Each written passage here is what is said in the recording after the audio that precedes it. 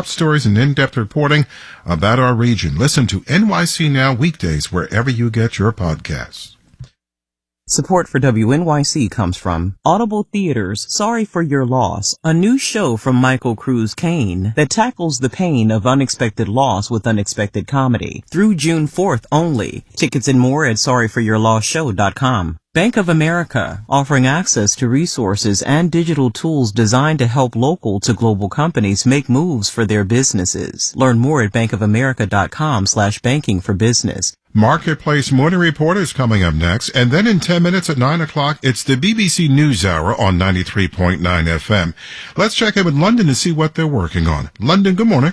Good morning, WNYC. I'm Tim Franks. On today's News Hour, a second mass shooting in Serbia and a party for the decades in Italy. That's BBC News Hour, coming up at 9 on 93.9 FM WNYC.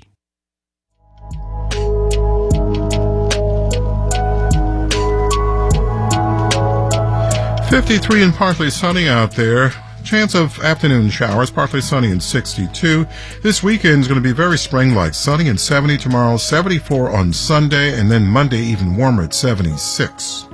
It's going to be beautiful. Taking a quick look now at some of the other things taking place. Remember, Science Friday. Find out why getting rid of rats in New York City is more complicated than you might think. Tune in this afternoon at 2 on 93.9 FM, or you can live stream it at WNYC.org. Once again, 53 and partly sunny out there now, on our way to a high today of 62 with a spring-like weekend ahead. Enjoy it. It's 8:51.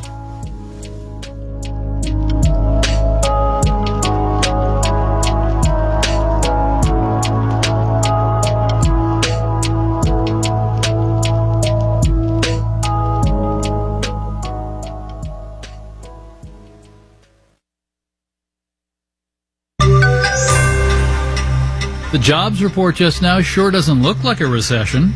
Marketplace Morning Report is supported by Charles Schwab. The people at Schwab are passionate about helping investors. It's part of who they are. Learn more at schwab.com/whyschwab. I'm David Brancaccio. There's news that hiring in the month gone by was once again stronger than expected. 253,000 more people drawing paychecks, according to fresh government data. And in what's good news for employees, but maybe of concern to inflation fighters, average wages went up 0.5%, meaning pay is up 4.4% in a year. Let's bring in live economist Julia Coronado, founder of Macro Policy Perspectives, who's just sped through the report. Good morning. Morning, Julia. All right, we're going to get back to Julia in just a second. I promise we'll do that. It's been a punishing week for bank stocks, particularly for shares of PacWest based in Beverly Hills and Western Alliance out of Phoenix. They're two mid-sized financial institutions most under scrutiny following the collapse and sale of First Republic Bank last weekend, right? Since Monday, the KBW Regional Bank Index is down 10%, and shares of PacWest have fallen nearly 70%, although this morning they've popped back up some, up about 20% as we speak, or 25%. And with some calm returning to bank stocks this morning, I'm going to check stock index futures, which are S&P futures up 0.7%, Dow futures up 207.6%, and NASDAQ futures up 0.6%. Now, where were you when the World Wide Web was invented? It's generally accepted that that was back in 1989. Where were you when generative artificial intelligence got dropped on the world? The ChatGPT prototype was launched just this last November, the 30th. It's changing schools already. I heard an 11-year-old going on this week about how ChatGPT does his homework for him. It's changing workplaces, and to what extent will it enhance jobs or destroy them will be a major workplace story. And the real-world data on this last point are just beginning to trickle in. Joining us with more is Marketplace's senior economics contributor, Chris Farrell. Hey, Chris. Good morning, David. This study looked at how AI played out at an actual Fortune 500 company. And that's what's really striking about this study. So it's Generative AI at Work. It's by 3 scholars, 2 from MIT, 1 from Stanford. And the program used by the company is a recent version of the GPT family of these large language models developed by OpenAI, the ones we've been playing with.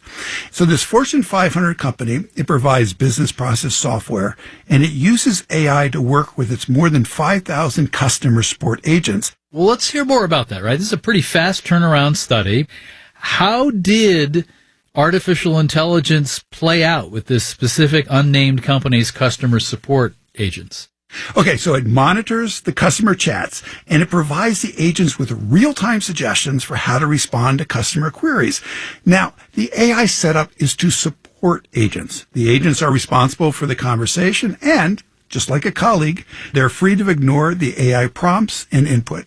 And if this stuff is worth anything at all, it would have increased their productivity. Is that what they found? That's what they found. AI boosted productivity on average by about 14%. And that's measured as an increase in the number of chats an agent can resolve in an hour. So I think numbers like this, David, they're just going to convince more and more companies to adopt AI. And as far as the scholars know, by the way, theirs is the first systemic look at the impact of AI on workers in real time. All right. But not show-stopping. Give me something that'll stop traffic here from that study.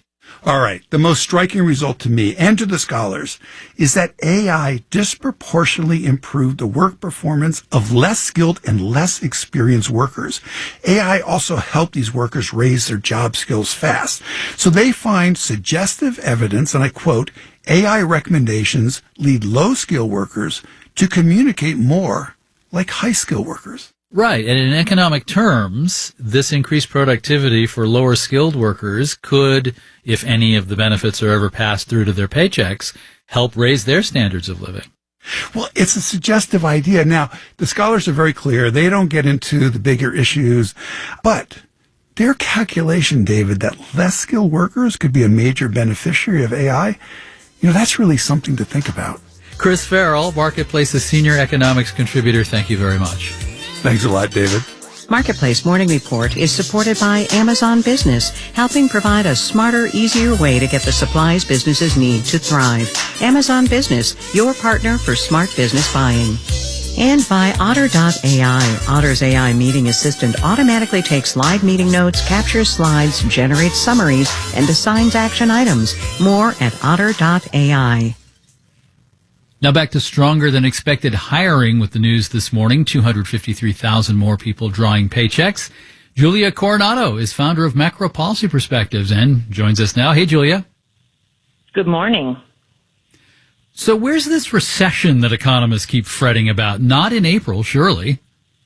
It's definitely not a recession yet. We are back at the lows of the unemployment rate at 3.4%. We saw that in January, and we're still hugging close to the lows. So no rising unemployment rate in the U.S. economy yet.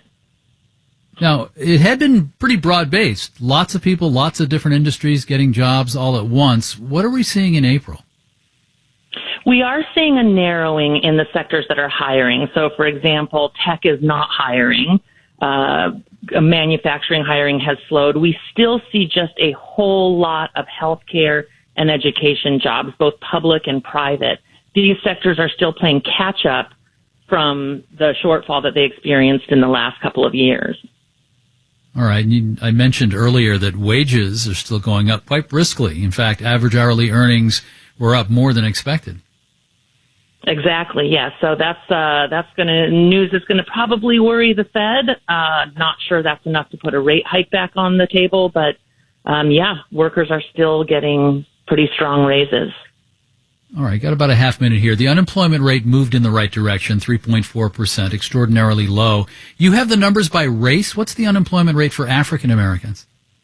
Yeah, well, last month we saw the unemployment rate for Black Americans fall to a record low of 5%. In April, it went down even further to 4.7%, and that's the narrowest gap between the broader unemployment rate we've ever seen. So that's definitely some good news.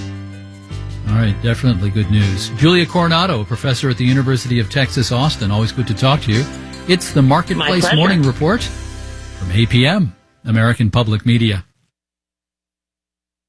WNYC is supported by the American Museum of Natural History, presenting the new Richard Gilder Center for Science, Education, and Innovation. The Gilder Center's new design and exhibits reveal how all life is connected. Learn more at amnh.org. Up next, the BBC NewsHour on 93.9 FM and the takeaway on AM 820. Today on the Brian Layer Show, a doctor talks through the health impacts of consuming marijuana as more states legalize recreational cannabis, plus a plan to increase the number of representatives in the House, capped right now at 435. That and more coming up this morning at 10. 53 and partly cloudy right now today. Midday shower chance, partly sunny and 62. Then this weekend, get ready for spring. This is WNYC FM, HD, and AM New York.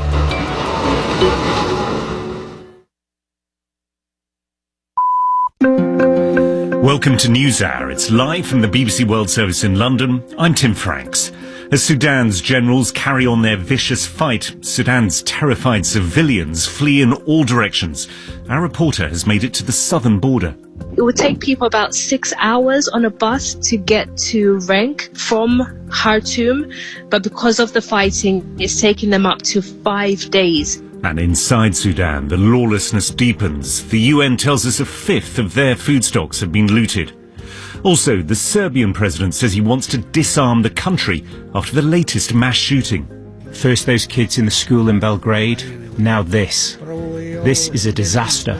It's as low as it gets.